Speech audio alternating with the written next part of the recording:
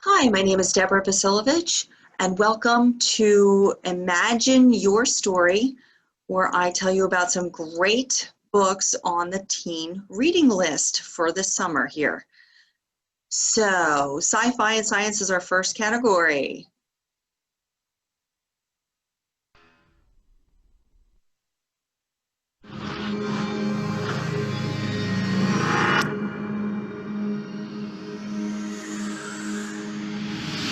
Welcome to Aurora Academy, the elite peacekeeping force in the universe. Prepare to meet your squad. The Alpha, Tyler. The Face, Scarlet. The Ace, Cat. The Gearhead, Finn. The Tank, Cal. The Brain, Zila. And the Mystery Girl, Ori.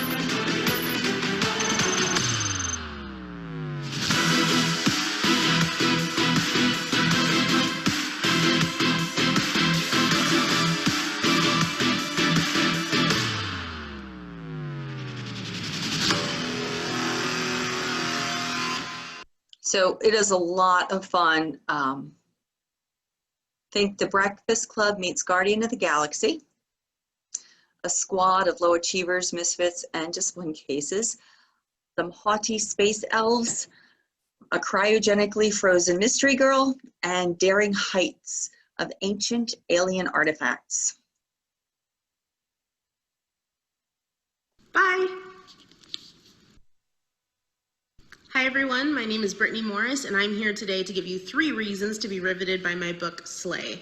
The first reason to be riveted by Slay is that it is an unapologetic celebration of blackness worldwide. Respectability politics thrown by the riverside, across genders, across economic backgrounds, across a wide variety of experiences.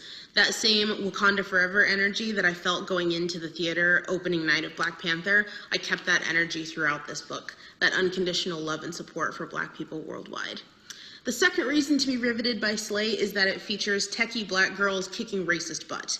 If you are a gamer or if you have a gamer in your life, you are probably very aware of online trolls, what they are and what they're capable of, and the kind of racist tomfoolery that can happen online. And if you've ever wanted to fight these people or wish that there was a virtual dueling arena where you could just win and shut them up, this book is going to be extremely cathartic and extremely fun for you. The third reason to be riveted by Slay is that it features dual cards based on Black culture and Black history. The cards are one of my favorite parts of the entire book. There is the Michael Jackson card, which is one of my favorites. You get to put on a silver glove and command a horde of zombies out of the ground to attack your opponent with. There are also a lot of historical cards in the book, like the Satchmo card, which is named because Louis Armstrong, his nickname was Satchmo. So that's the Satchmo card. There's also the Gabby Douglas card, named after the gymnast. There's so many different cards that are a big part of my culture and my history, like the McDonald's money card. There's a card called Boo Boo the Fool. There's a lot of different cards that mean a lot to Black people that I know, and myself included. So those are my 3 reasons to be riveted by Slay. What will yours be? You'll just have to read it to find out. Thank you. So mine were similar, and it's just a lot of fun.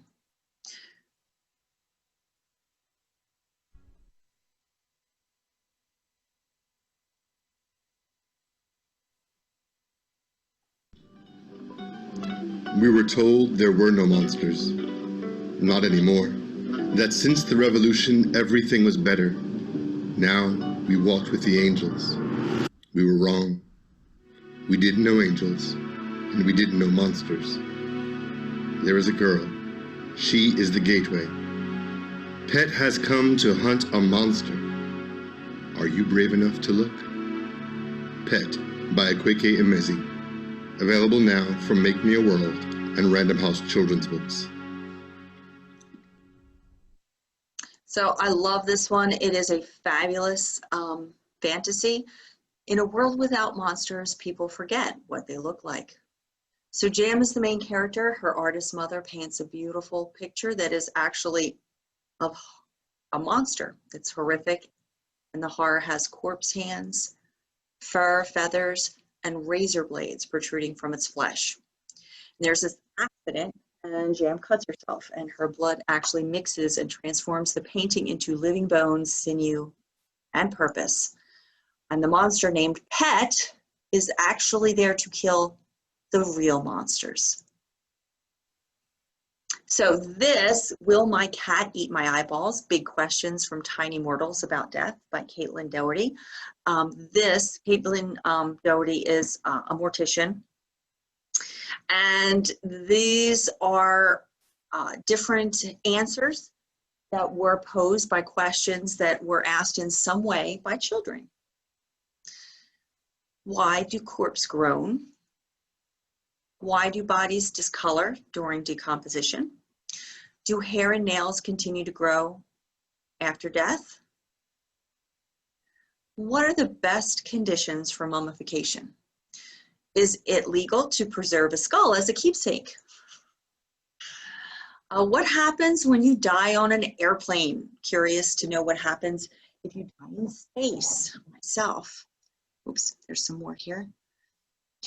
Can we give Grandma a Viking funeral? What if I am buried without being dead? If I die making a stupid face, would it be stuck like that forever? I like too that you can read this out of order. Angelic Troublemakers are the next category. So, Two Can Keep a Secret by Karen McManus. So this is a great twisty mystery, kind of like Gone Girl or Pretty Little Liars also. Very twisty and character driven. Ellery and Ezra are going to come to their grandmother's place. Vermont is where it's at, and it is very removed from where they used to be. They're there while their mom is in a care facility. And they are learning about all of the situations there where girls have gone missing or worse. So here are some questions to take with you if you decide to go ahead and read that. So what happened to the first girl? What happened to the second one? And will another girl disappear? And if so, who? So as you're reading it, you can think who might be next. Who killed the teacher? Why is Malcolm's brother back? And who is the twins' father, I should say. So, and do events connect with their aunt's disappearance? So their aunt had actually had disappeared. Her mother, their mother, and their aunt, they were also twins.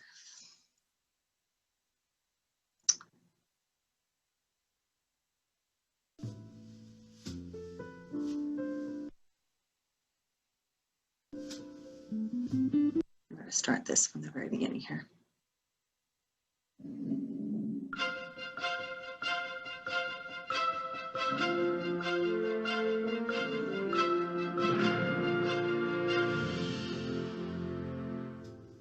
On March 26, 1931, 9 black youths riding a freight train were arrested after being falsely accused of raping 2 white women. After nearly being lynched, they were brought to trial in Scottsboro, Alabama.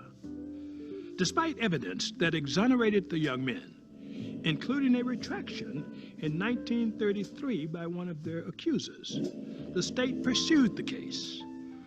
All white juries delivered guilty verdicts against the 9 defendants, and all but the youngest, who was a 12-year-old, were sentenced to death. From 1931 to 1937, during a series of appeals and new trials, they remained in prison where they were repeatedly brutalized by guards. In 1932, the U.S. Supreme Court concluded that the Scottsboro defendants had been denied adequate counsel at trial. In 1935, the Supreme Court again ruled in favor of the defendants, overturning their convictions because Alabama had systematically excluded blacks from jury service. Finally, in 1937, 4 of the defendants were released.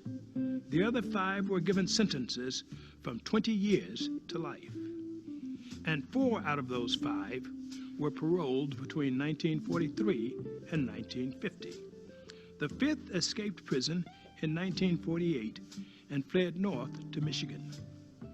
No crime in American history, let alone a crime that never occurred, produced as many trials, convictions, reversals, and retrials as the case of the Scottsboro boys. So the book is Accused, the Trials of the Scottsboro Boys, Lies, Prejudice, and the 14th Amendment by Larry Dane Brimner. And it is very powerful. The next one is One Person, No Vote, How Not All Voters Are Treated Equally by Carolyn Anderson with Tanya Bolden. So it goes over systemic voter suppression that has become more rampant and really goes into the racist disenfranchisement of the practice.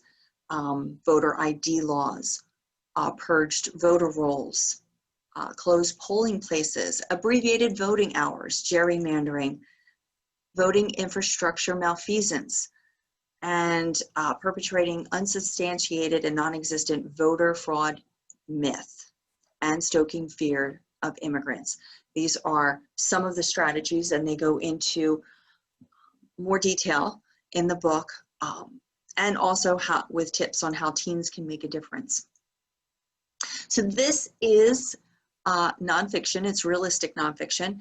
It's suggested reading, a novel by Dave Connis, and it is it's fantastic. So it really goes into the privilege of how you experience books. And this is a quote from the book. The problem is we bring ourselves to the pages, our whole selves, every single darkness, every single light, every single passion, every single hurt. We read with all the layers that make us who we are, acting as filters. We read with all that our eyes have seen and all our hearts have felt since birth. With that much density making up humanity, it can't be up to us to make sure people don't misunderstand a book. And it can't be up to books to make sure people don't kill themselves or hate someone or even love someone or even decide to be president. What we do before and after we read is our choice, and that choice is freedom. So it goes over the main character, Claire. She loves books, is a complete bibliophile. And unfortunately, at her school, there are some policy changes and some books are removed. So she decides to set up some books and a book exchange secretly. And they trade some books, and she's very, very happy to keep that going. And then tragedy strikes. And it turns out that some people can be hurt by a book. So it really has her assessing what she believes, what it means. So it is a powerful, powerful story. Every year I go out to different schools and talk about Banded Challenge Books Week, which is the last week traditionally in September. And I think this would be a great book to read then too. So Make Trouble by Cecile Richards with Lauren Peterson. And if you're not familiar, Cecile Richards was the head of Planned Parenthood for quite some time. Her mother was Ann Richards, who was the first female governor of Texas. And her father was a civil rights attorney. So she was raised in this environment, okay, of speaking out and speaking for others. Even though she was living there in very conservative Texas, she came to stretch her voice and become an activist. And she has tips and tricks for those who are also interested in becoming an activist for whatever reason. So my next topic is quests and crossings. So Dear Haiti, Love, Elaine, a novel. So here you see both authors. They are sisters in real life, Micah and Martiza Molite, and they are Haitian American, and they wanted to create a book that depicted some of their culture. So Elaine Beauparlant, there she is right here. She gets into trouble at school, and she's sent to join her mom and aunt. Her mom had embarrassed herself on television and was going out there too. And she learns that her mother actually has Alzheimer's, early onset. And Elaine was really used to living with her father, so this is a way for her to make contact and really create this meaningful relationship with her mother and learn a little bit about who she is. She is there to do some volunteer work and learn about the culture as well. There's a little bit of romance, some histories, goes into issues of privilege. There's voodoo, a family curse. And I love the way it's told. It's a fun combination of postcards, texts, old narratives, text assignments, emails and diary entries. A lot of fun. So the next one I have here. My sister sent the assassin. I expected to die here.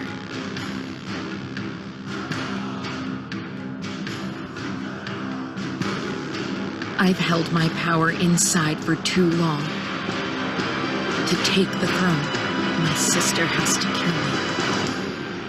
I'm going to kill her first.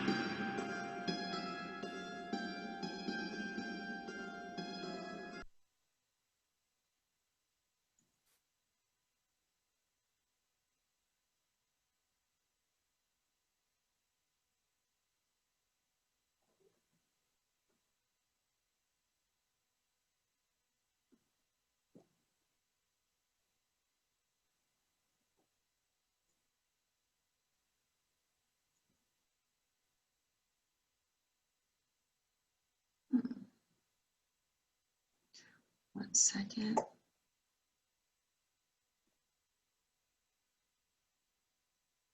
Okay, here we go. Sorry about that. So this book is absolutely wonderful. Okay, so A River of Royal Blood by Amanda Joy.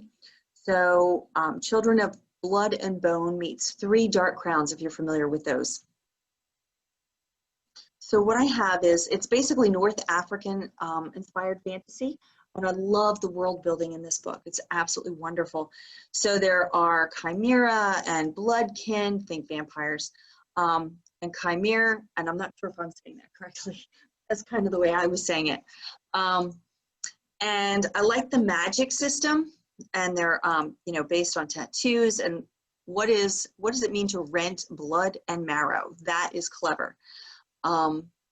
And unfortunately, they have a deadly family tradition. Okay, so it started many generations ago with someone that has blood and marrow magic.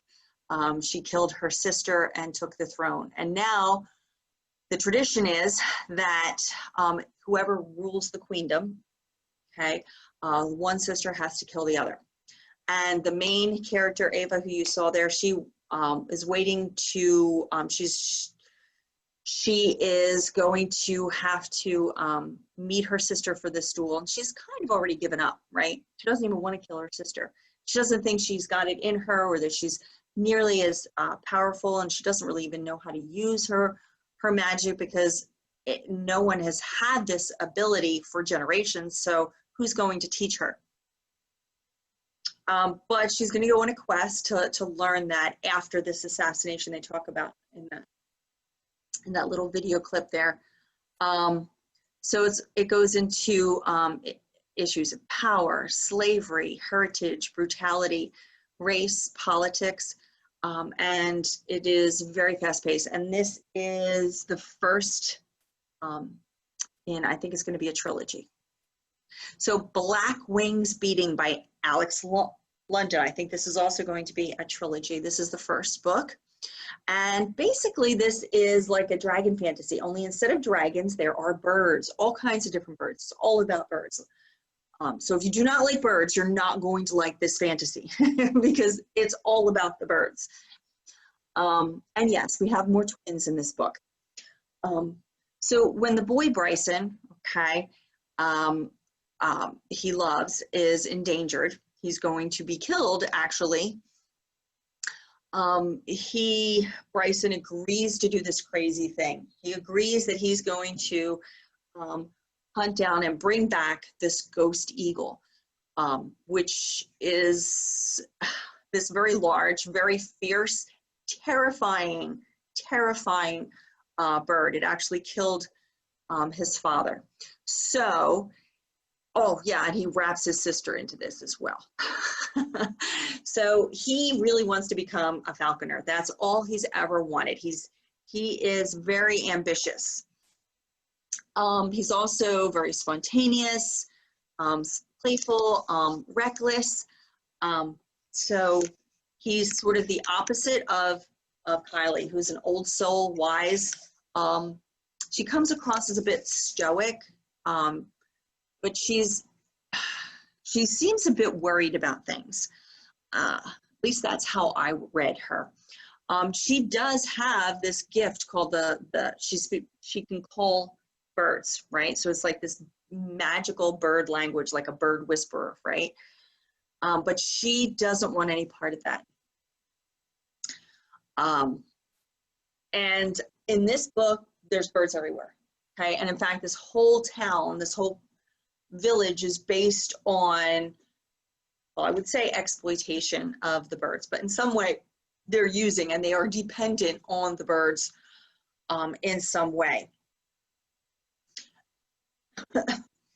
And Kylie can call the birds and she can train them, but can she ride them, right? So because the most valuable birds are the ones that can be used as like a dragon. You would ride it like a dragon and it would be a terrible Air Force. There's also another country, and they think that this whole connection with birds is a sin. And so there's also now going to be a war. So it's very dangerous to leave to go on this quest. The quest itself is pretty dangerous. It moves, once that quest starts, it just keeps moving and they keep running into trouble. And again, this is like the first leg of that journey in this book. The Wood by Chelsea Bobolski, and I hope I said her name right. So here is a quote. I'm going to start. Dad tells me the wood is not a place to play. It is a place for business, and it is more powerful than I could ever imagine. He tells me I cannot forget the rules of the wood. There are 3. Do not travel from the paths. Do not linger after dark. Do not ignore the calling. So what is the wood? So here, the wood is a sentient living forest, and it's got portals throughout, okay? So think of these thresholds that can actually transport people through time and place, okay? And at first you get there and it's all filled with whimsy. Winter is the main character, and she is one of the main characters. And after her father goes missing, she is now the guardian, and it's her responsibility to basically look after the woods, but her real job is making sure that no one gets accidentally lost, right? Because sometimes the accidents happen. Now, people who are not guardians, they cannot see the woods and they're not affected by them for the most part, except Then this young man from 18th century England shows up, and apparently he did it on purpose, but he's not a guardian. So how does he even know that it exists? Well, he's looking for someone that he loves too. Here's the problem. The wood has become corrupt. It's been poisoned. And it's fun because it starts off kind of whimsical, you know, kind of fun, a little bit light. And then you see, oh, there's a problem here. And the violence starts to grow. And you see like that foreboding. And it's going to affect others because there's a lot of these little patches of woods. All of the guardians, there's a council, and they're in charge of different areas. So we are displaced. My journey and stories from refugee girls around the world by Malala Yousafzai. And here is a quote from the book. "It never fails to shock me how people take peace for granted. I am grateful for it every day. Not everyone has it. Millions of men, women, and children witness wars every day. Their reality is violence, homes destroyed, innocent lives lost, and the only choice they have for safety is to leave, to choose to be displaced. That is not much of a choice." What does it mean to lose your home and community? Malala shares stories of the girls she has met on her journeys to refugee camps and cities where those girls have in fact settled. It is beautiful. Heroes and horrors.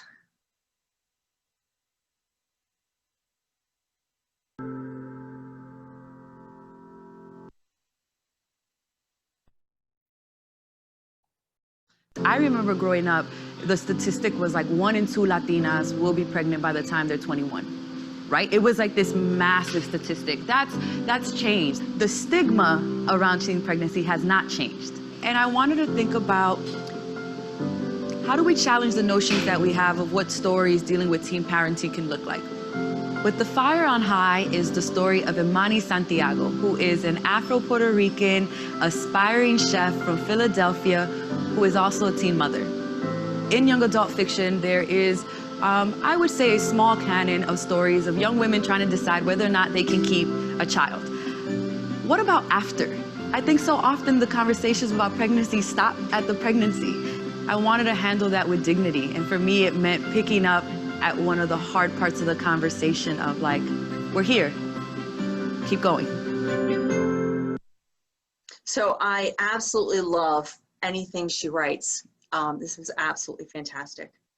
So this is another nonfiction, A Light in the Dark. So this is also a hero.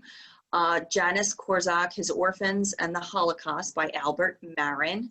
And this is a biography of Janis Korczak. He was a pediatrician, a writer, an educator, and he also created an orphanage. He was Jewish, living in Poland, and the orphanage was for Jewish children.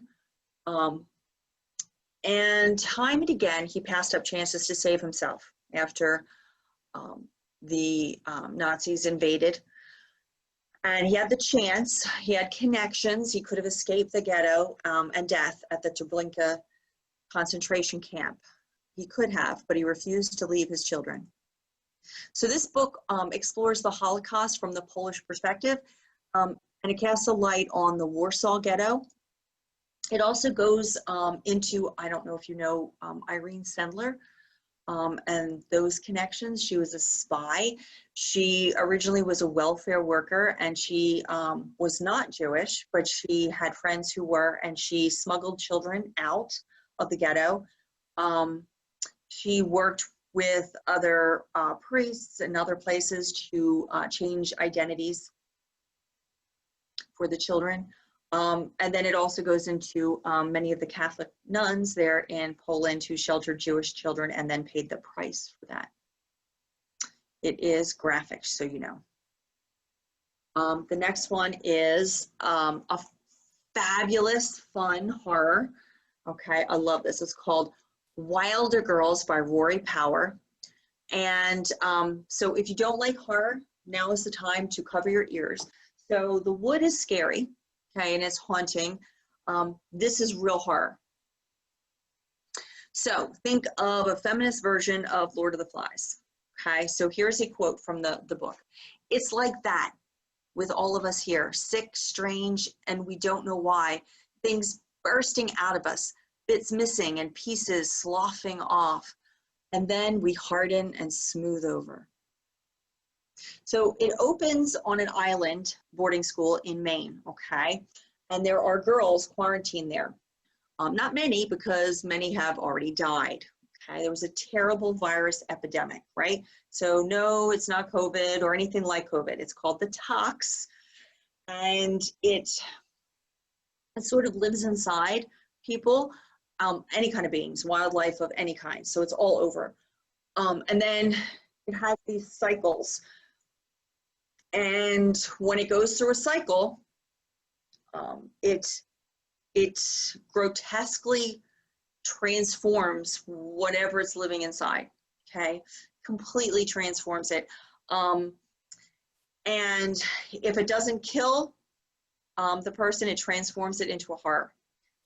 Think multiple spines, double hearts, scales. But with the deformities comes a kind of strength. So basically there are three characters. It alternates from the POV of Hetty and Wyatt, but Reese is the main character as well. And it is a fast ride in this post-apocalyptic world, and it is a bit, again, graphic.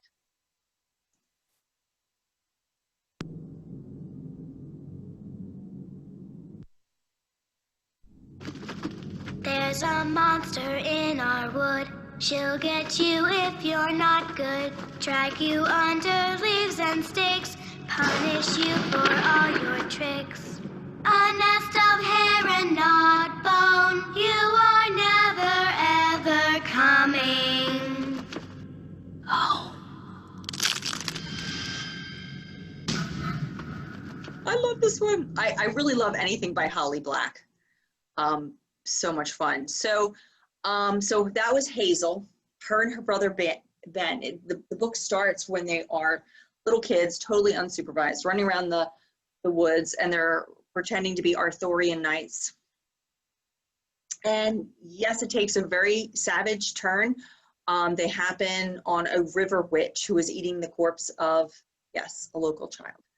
Very dark stuff here, okay? It is a fairy tale in the traditional sense of a fairy tale. So Hazel, she's got this wooden sword, right? And she's just hacking away at it. It does not work. They're in a lot of trouble. But then, so this sword appears in the lake, just like the lady in the lake. As if this thing knew that they were playing Arthurian legends, right? And so she grabs it. You don't have to ask her twice, or she just goes right to town. And then she continues slaying monsters on kind of a regular basis. It becomes her thing, hers and her brother's. He does help, though he is more a bard. And they both have these skills and ability. And it is magical, or in this case, fae. Okay, so if you're not familiar with fae, that would be fairy. And the traditional fairy tales are very dark. So they have a great relationship, those two, just absolutely. You know, I love their fighting, lying, they're protecting each other, their jealousy, their love, everything. It's just wonderful. And there is a greater fantasy of this horned fairy prince who's not supposed to be woken up. Okay, if it wakes up, there's going to be some bad stuff. They were actually, in this world, they kind of have this idea of this fae like in the background. And he was in that sort of fae box back there. Now what I'm going to do is tell you a little bit about the summer reading. Okay. Hello everyone, my name is Deborah Bosilovich and I'm going to show you a little bit about our new summer reading program. So specifically I'm going to talk about the teen program. Imagine Your Story is the theme for everyone. It's very easy. You can register online. This is our program, by the way, and this is hcls.readsquared.com. You can also download or print a copy if you would like a paper copy. That is perfectly fine. So you're going to earn points for missions, and after you've gotten 3 missions or activities, then you can complete it, get a little badge. You can also read instead. Missions can be completed out of order. So what does that look like? So I'm going to log in. When you create an account, you can opt into the summer reading story at the library. And this is what it looks like. You've got some games over here. So it's pretty basic. Yes, there are some games, and you log your reading or your mission activities. And once you have 10, you've completed. This, again, is the URL. You do not have to have a library card to participate. Something we're doing differently this year is once you have completed, that is, once you've finished 10 missions, you can keep going after that. Your your points can be converted into real dollars that have been donated by area merchants.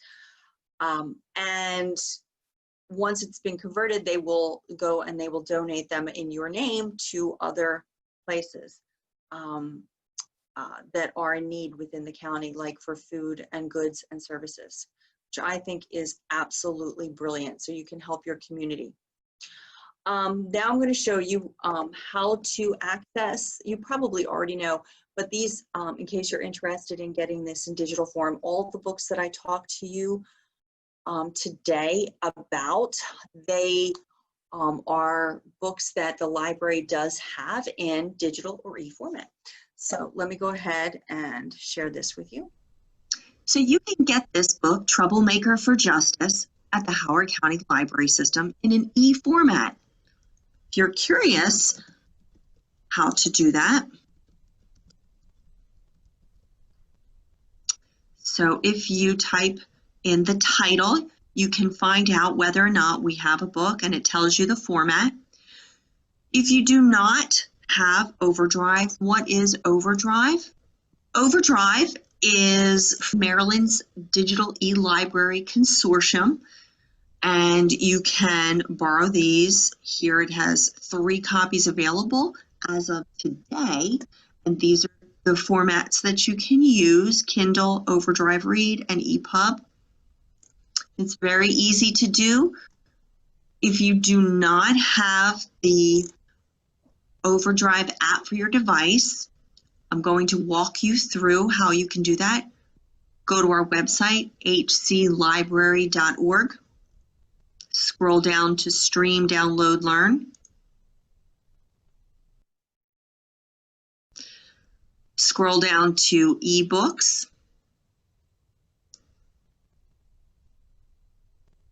And here you have information and instructions on how to use Overdrive, and also how to install it onto specific devices. And it's very easy. So please, please check out the book, Troublemaker for Justice. So that's about it. And that again is the URL. And here it talks about middle school lists, but you can get all of the lists online from our catalog. So thank you very much for attending, and have a great and safe day. Goodbye.